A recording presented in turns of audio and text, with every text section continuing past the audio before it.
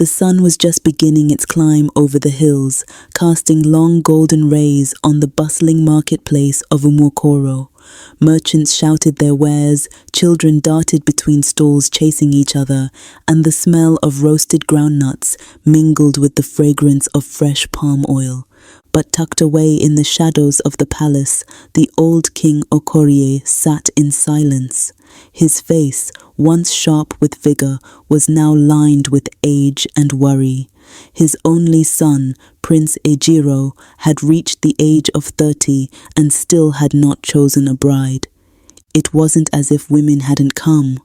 Oh, they had come in numbers, daughters of noblemen, princesses from neighboring kingdoms, merchants' daughters with fortunes to match. But Ejiro refused them all. He was kind, polite, but distant.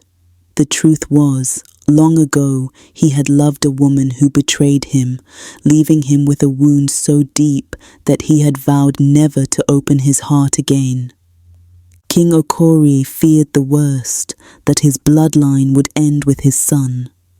That night, as he sat with his most trusted advisor, he confessed his fears. "Ejiro is like a closed gourd," the king muttered. "No matter how much water you pour on it, it refuses to open."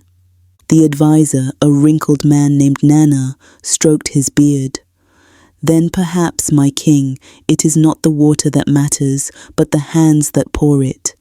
Sometimes the heart recognizes what titles and riches cannot show. If the prince will not go to love, then let love be brought to him, unseen."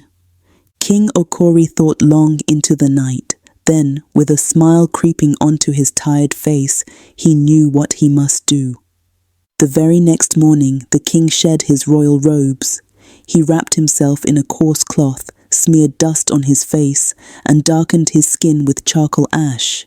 From the palace storehouse, he took a small wooden cart, filled it with clay pots and tiny gourds of seeds, beans, maize, and sunflowers, and wheeled it toward the market. When he arrived, no one recognized him. To the people, he was just another weary old vendor. "Seeds, seeds for your garden, a seed for your hope," he called in a cracked voice. Many women passed by, uninterested. Some wrinkled their noses at his ragged appearance. A few stopped, bought a handful, and left without a word. But then she came, Adaobi. She was not the most striking woman in the market. Her clothes were simple, her hair tied back with just a strip of cloth. But her eyes carried a light that even the morning sun envied.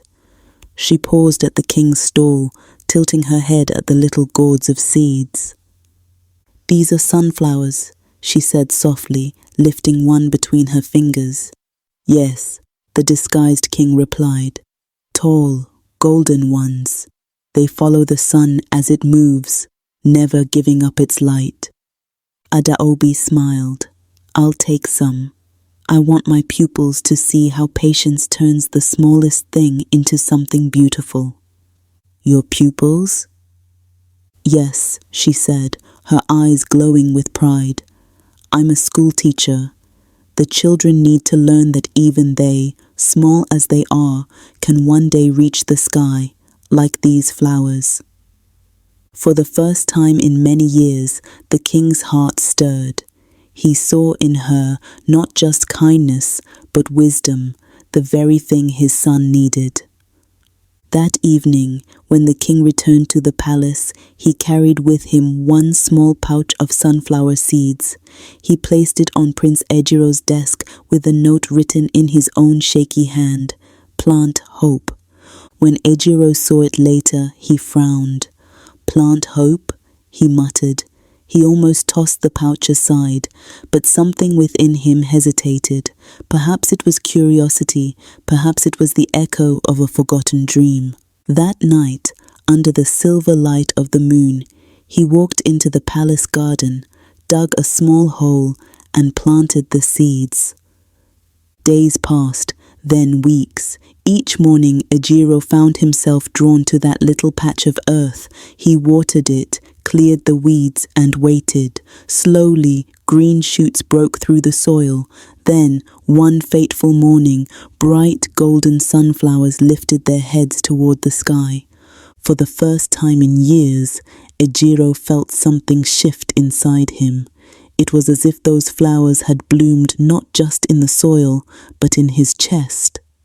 Unable to contain his curiosity, Ejiro disguised himself in a simple cloak and slipped out of the palace.